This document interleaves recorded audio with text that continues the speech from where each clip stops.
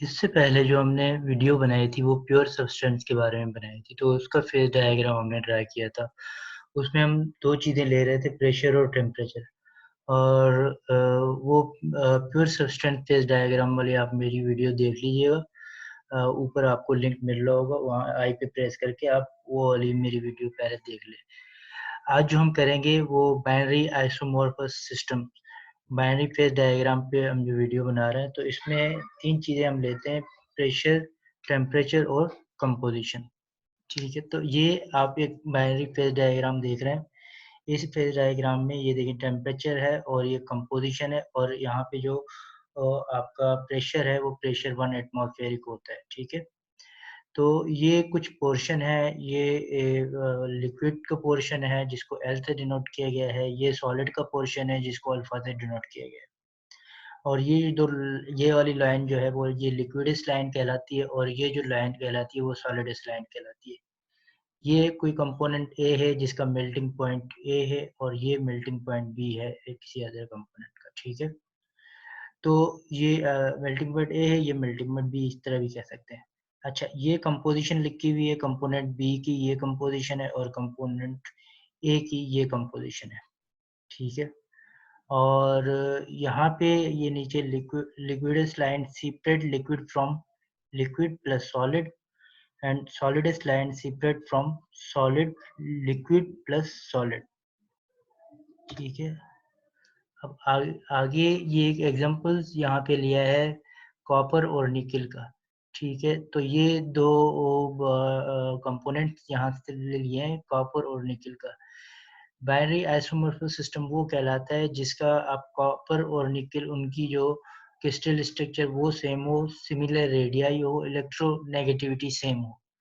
तो वो सिस्टम जो है वो बाइनरी आइसोमॉर्फिक सिस्टम कहलाता है। तो यहाँ पे हमने कॉपर और निकेल इन दोनों की जो है क्रिस्टल स्ट्रक्चर, उसका भी एफएफसी है, उसका भी एफएफसी है, ठीक है? तो हमने ये लिया है, और यहाँ पे देखें ये यहाँ पे इसका ये मेल्टिंग पॉइंट इसका ये है। तो इसका क्योंकि ये कर्व आपको इसलिए नज़र आ रहा है, ये 2 जो कंपोनेंट लिए हैं, इन दोनों कंपोनेंट के मेल्टिंग पॉइंट जो टेम्परेचर डिफरेंस है, तो इस वजह से इस किस्म का कर्व बन रहा है। और क्योंकि ये 3 फेज़ में है, एक तो लिक्विड है और सॉलिड प्लस लिक्विड है, दोनों मिक्स हैं, उसके बाद सॉलिड है। तो ये 3 फेसेज़ यहाँ पे शो हो रहे हैं। अगर हम फेस अब कैसे कंसीडर करें कि कौन-सा फेस है, इस चार्ट की मदद से हम ईज़िली कंसीडर कर सकते हैं। अगर ये यहाँ से कम है, टेम्परेचर इसका 1085 से कम है, तो अब कम टेम्परेचर पे आएँगे, तो यहाँ से, और इसका कंपोज़िशन अगर आप 20 करेंगे, तो यहाँ से ड्रॉ करेंगे और यहाँ पे जो बनेगा वो आपका फ़ेज़ आइडेंटिफ़ाई कर देगा कौन-सा फ़ेज़ है। तो यहाँ पे फ़ेज़ कौन-सा है, ये अल्फ़ा है, तो ये सॉलिड फ़ेज़ है। अगर ये 1200 पे है और आपका 10 है इसमें कंपोज़िशन निकेल की, क्योंकि ये जो कंपोज़िशन शो की गई है यहाँ पे निकेल की गई है, बाकी रिमेनिंग जो कंपोज़िशन होगी वो कॉपर की होगी, ठीक है? तो यहाँ पे निकेल के बारे में हम करेंगे, डिस्कस करेंगे, बाकी रिमेनिंग होगी वो ऑटोमेटिकली आप समझ जाइएगा कि वो कॉपर की है, ठीक है?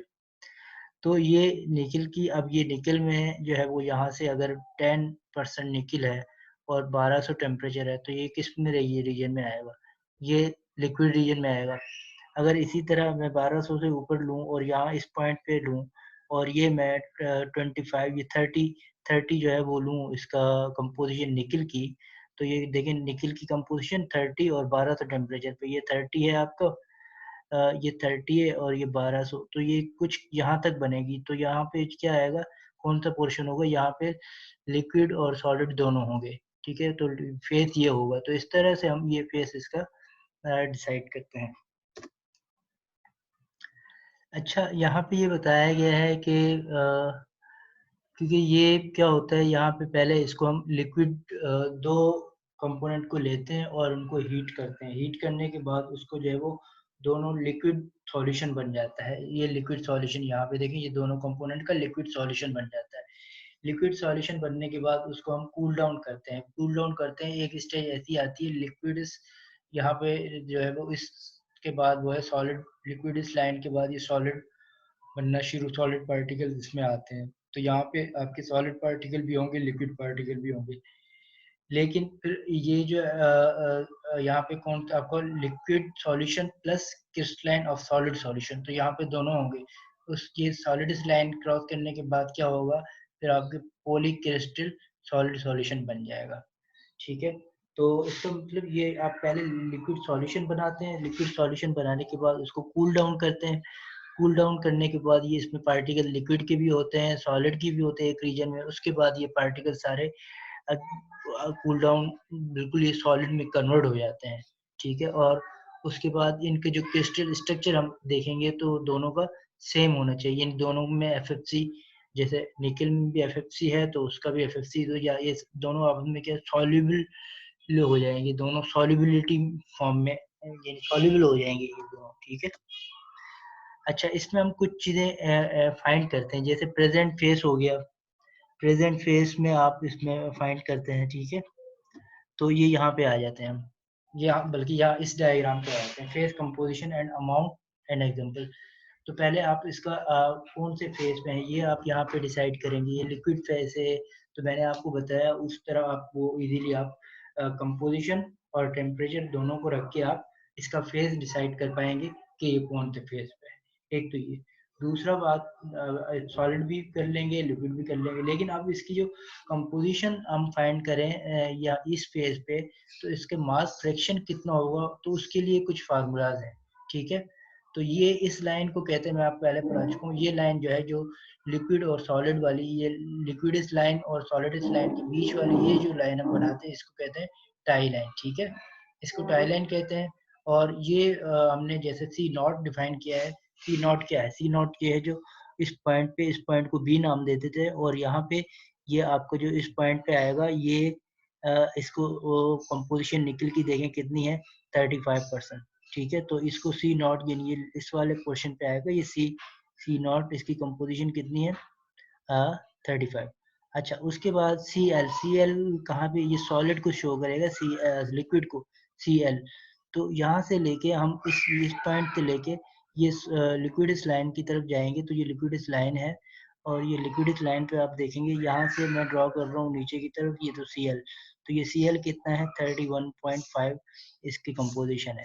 अच्छा अब मैं सॉलिड सी अल्फा देखूंगा, तो इस टाई लाइन को खींच के मैं इस तरफ जाऊंगा और यहाँ से डाउनवर्ड जाऊंगा, तो ये सी अल्फा कितने पे आ रहा है 42 पे आ रहा है। तो ये सी अल्फा बनेगा 42.5, इसका ये कंपोजिशन ये निकल आए। अब ये निकल आई तो मास फ्रैक्शन के पास हमारे फार्मूले, ये आप फार्मूले याद कर लें, डब्ल्यू एल और ये डब्ल्यू एल्फा। डब्ल्यू एल का फार्मूला है C alpha minus C naught divided by C alpha minus C L. ठीक है, तो ये फार्मूले इसकी वैल्यूज आपके पास ऑलरेडी गिवन है, तो ये वैल्यूज आप यहाँ पे पुट करेंगे और कैलकुलेट करेंगे तो आपके पास जो वेट ऑफ लिक्विड या मास ऑफ लिक्विड वो आ जाएगा आपके पास। ठीक है, और उसके बाद ये वेट ऑफ सॉलिड या weight of mass of solid वो आपके पास इस फार्मूले से दोनों वो आ जाएगा। ठीक है, तो ये दोनों फार्मूले थोड़े से इनके डिफरेंट है, ये आप इसको याद कर लेंगे तो आप मास फ्रैक्शन इसका इजीली आप निकाल पाएंगे। ठीक है, तो ये होता है क्या, ये बेसिकली हीट ट्रीटमेंट प्रोसेस होता है। तो हीट ट्रीटमेंट प्रोसेस में आपको दो किस्म के वो इसमें होते हैं। एक होता है वेरी स्लो, जो नेचुरली प्रोसेस होता है। ठीक है, उसको आप जो है development of micro structure in isomorphous alloy equilibrium very slow cooling कहता है। ठीक है, तो ये होता है नेचुरली। इसमें क्या होता है, इसमें फर्स्ट स्टेज में आप देखेंगे, ये डायग्राम में आप देखेंगे ये एक बना हुआ है निकल। ठीक है, अब ये निकल क्या है, ये लिक्विड कितना है इसमें 35% है, तो इसमें कॉपर कितना होगा 65%। ठीक है, तो ये 35% ये जो है ये आपका निकल है, और यहाँ ये लिक्विड इस लाइन पे है। अब यही आप एंड में आप जब सॉलिड फॉर्म में जाएंगे तो ये यानी सॉलिबिलिटी इसमें हो जाती है, सॉलिड फॉर्म में जाएंगे तो ये इसमें अल्फा जो है वो भी आपका 35% आएगा। ठीक है, तो ये स्टेप बाय स्टेप होता है। अब यहाँ पे देखें, अगर यहाँ पे आया इस बी पॉइंट पे, ये लिक्विडस लाइन है, यहाँ पे आपका कितना है निकल कितना है आपके पास लिक्विड का 35%। ठीक है, और 45% यहाँ से आप इस लाइन पे जाएं तो यहाँ पे आपको निकल अल्फा सॉलिड के पार्टिकल थोड़े से नजर आ रहे हैं, ये कितने 46। ठीक है, अब आप और आगे जाएं तो यहाँ इस लाइन पे देखेंगे आपके पास लिक्विड कितना है लिक्विड कम होता जाएगा 35%, और सॉलिड के निकल पार्टिकल कितने हैं आपके पास 43। इस तरह आप और नीचे जाएं, इसमें देखें टेम्परेचर भी कम होता जा रहा है साथ साथ, ठीक है। तो यहाँ पे आप जाएं, लिक्विड कितना बचा आपके पास 24 निकल, और सॉलिड के पार्टिकल आप देखिए, सॉलिड के पार्टिकल आप ज़्यादा ये बड़े होते जा रहे हैं, ठीक है, बड़े होते जा रहे हैं, 43 आपके पास है। उसके बाद अब यहाँ पे आ जाएंगे तो यहाँ पे आपके पास लिक्विड पार्टिकल क्या हो गए, नील हो गए, और ये 35 क्या हो गए आपके पास सॉलिड पार्टिकल, और ये निकल के हो गए, और बाकी कॉपर के। ये देखें इसमें लिक्विड नहीं है, अब ये सॉलिड प्योर सॉलिड बन गया, और ये अल्फा पार्टिकल इंक्रीज हो गए हैं, ठीक है। तो ये देखिए यहाँ पे 35 निकल परसेंट निकल था सॉलिड में, और यहाँ पे लिक्विड में भी 35% निकल, तो ये ऑलमोस्ट सेम है। तो ये सेम चीज़ जब रहती है तो इसको हम ये नेचुरली जो प्रोसेस होता है उसमें फिर चेंजेस नहीं आती, वो चेंजेस बहुत, उसका वेरिएशन ज़्यादा नहीं आता। लेकिन इसमें ये होता है कि आपको लॉन्ग टाइम के लिए हीट ट्रीटमेंट प्रोसेस होता है, ये टाइम बहुत लेता है, बाय नेचुरली होता है, इसलिए आप इसको छोड़ देते हैं, और ये बाय नेचुरली कूल डाउन होता है, तो फिर आपको ये फॉर्म जाके अलॉय जाके मिलता है। लेकिन प्रैक्टिकली हम ऐसा नहीं कर सकते, क्योंकि हमें ज़्यादा से ज़्यादा अलॉय बनानी होती है, तो प्रैक्टिकली हम ऐसा नहीं कर सकते। तो प्रैक्टिकली के लिए ये जो है development of micro structure isomorphous alloy fast non equilibrium cooling के लिए हम यूज़ करते हैं। यहाँ पे देखें होता क्या है, ये जो है वो तेज़ी से कूल डाउन होता है, और यहाँ पे देखिए 35% निकल है, तो यहाँ पे कोई 35% निकल नहीं होगा, यहाँ पे रेंजेस आ जाती हैं, लेयर्स बन जाती हैं इसमें। ये कंप्लीट डिफ्यूजन प्रोसेस में नहीं होता, यहाँ पे क्या होता है, ये लेयर बन जाती है यहाँ पे। तो ये देखें अल्फा की लेयर कहीं पे 46 निकल है, और दूसरी लेयर बन गई, फिर 40 की लेयर बन गई, और 35 की लेयर बन गई, फिर 35 की ये निकल गई, ये इस तरह लेयर बन जाती है, ये शेप बन जाता है। लेकिन जो पहला जो आप स्टार्टिंग में लिक्विड में आपके पास फॉर्म होता था क्रिस्टल का, अब वो फॉर्म सॉलिड के बाद आपके पास एग्जैक्टली वो फॉर्म नहीं रहता। तो ये जो सॉलिडस लाइन है, इस लाइन को मीट नहीं कर रहा होता, बल्कि ये थोड़ा सा आगे चल के इसका प्रोसेस रीहीटमेंट प्रोसेस होता है, और ये नॉन इक्विलिब्रियम लाइन कहलाती है, नॉन इक्विलिब्रियम लाइन इसको फॉलो कर रहा होता है, और ये इसकी निकल जो जितने परसेंटेज होता है कंपोजिशन का, वो भी इसमें चेंजेस आ जाती है। तो इसमें थोड़ी-थोड़ी सी इसमें चेंजेस आ जाती है इसमें। तो हम फिर इसको रीहीट करके इसकी जो वेरिएशंस होती है, उन वेरिएशन को खत्म करने की कोशिश करते हैं। ठीक है जी। आई होप कि आपको ये अंडरस्टैंडिंग हो गया होगा। अगर इसके मेरे पास प्रेजेंटेशन मौजूद है, अगर आपको प्रेजेंटेशन चाहिए हो तो मुझे कमेंट में बता दीजिएगा, मैं आपको प्रेजेंटेशन भी भेज दूँगा। और इसके बारे में कोई क्वेश्चन तो वो भी मुझसे कमेंट्स में आप पूछ लीजिएगा। Thank you very much.